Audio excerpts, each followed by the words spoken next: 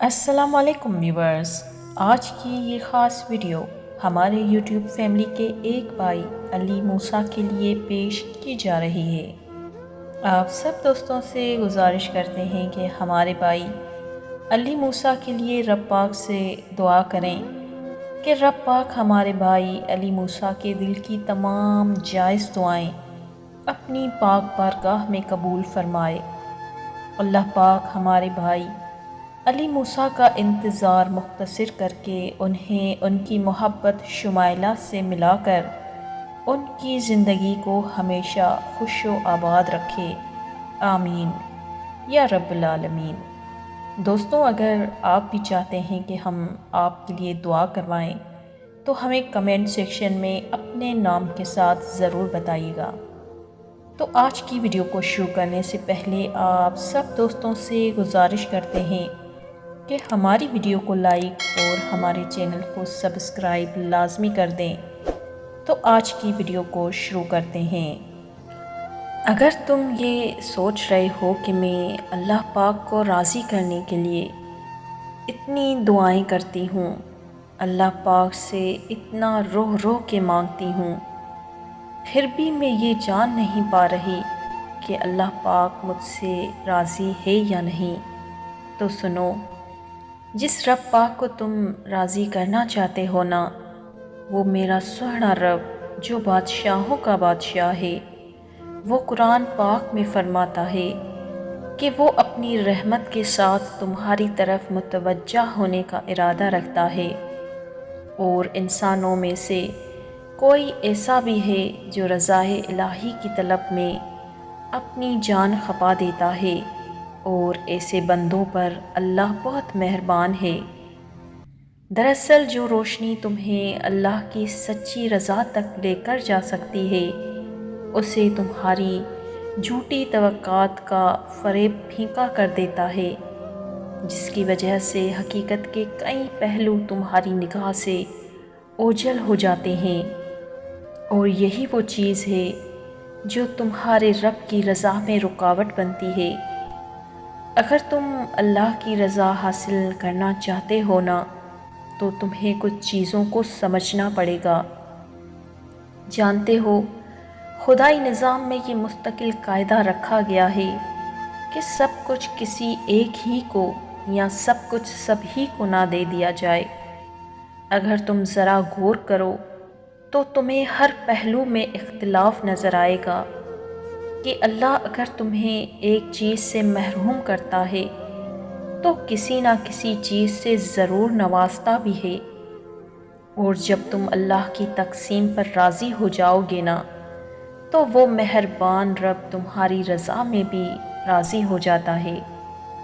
میں جانتی ہوں کہ تمہاری ہر وقت ایک یہ کوشش بھی ہوتی ہے کہ تم کسی طرح لوگوں کو پسند آ جاؤ، لوگ تم سے راضی ہو جائیں، تم ان سے امیدیں لگاتے ہو، ان سے فریاد کرتے ہو، لیکن یقین جانو، اگر تم خود کو اللہ کا پسندیدہ بناؤ گے نا، تو اللہ تمہاری زندگی کو آسان اور خوشگوار بنائے گا۔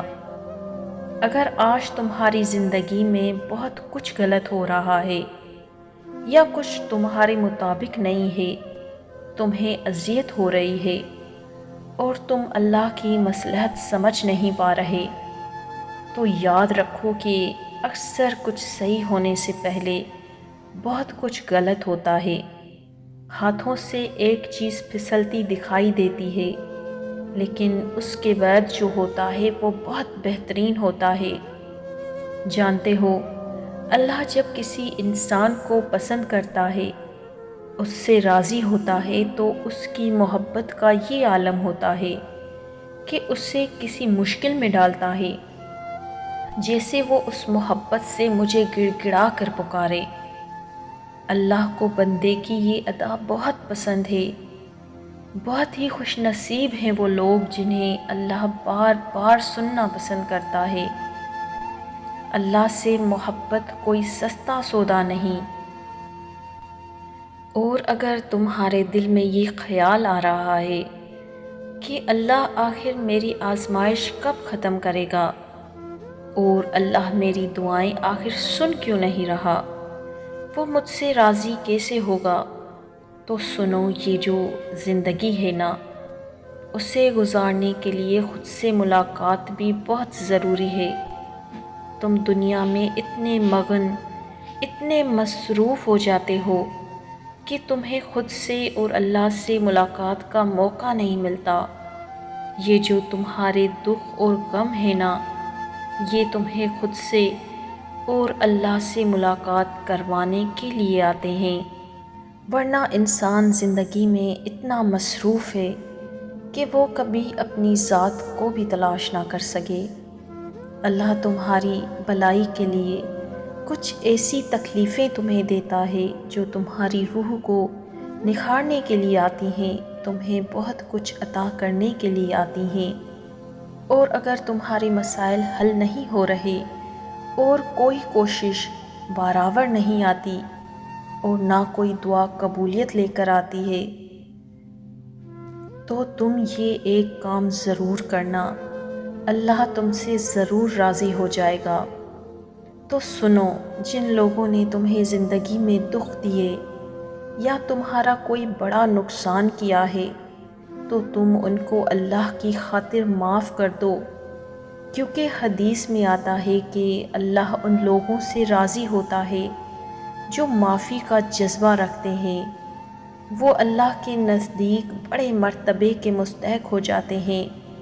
حضرت علی رضی اللہ تعالی عنہ نے فرمایا کہ زندگی اس طرح بسر کرو کہ دیکھنے والا تمہارے درد کے بجائے تمہارے صبر پر رشک کرے، کیونکہ قرآن پاک میں اللہ نے جگہ جگہ صابرین کو خوشخبری سنائی ہے۔ جانتے ہو، جب تم اللہ سے بڑھ کر کسی کو عزیز رکھتے ہو تو نظر انداز کر دیے جاتے ہو، روند دیے جاتے ہو۔ یاد رکھو، کسی بھی چیز کی محبت اگر اللہ کی محبت سے بڑھے گی تو پاش پاش ہو جائے گی۔ اللہ پاک قرآن پاک میں فرماتا ہے، اے میرے بندے، تو نے میری ویسی قدر نہیں کی جیسی تجھے کرنی چاہیے تھی، تو نے مجھے وہ مقام نہیں دیا جو تمہیں دینا چاہیے تھا۔ جانتے ہو، اللہ تو تم سے اتنی محبت کرتا ہے کہ وہ تمہاری خامیاں نظر انداز کر کے تمہیں معاف کرنے کے بہانے ڈھونڈتا ہے۔ تمہاری آنکھ سے نکلنے والے آنسوؤں کو اپنی محبت سے ٹھنڈا کر دیتا ہے، تو وہ مہربان رب تم سے راضی کیوں نہ ہوگا؟ جان رکھو، جس کو رب بلندی نصیب کرنا چاہتا ہے نا، اسے کوئی بستی میں گرا نہیں سکتا۔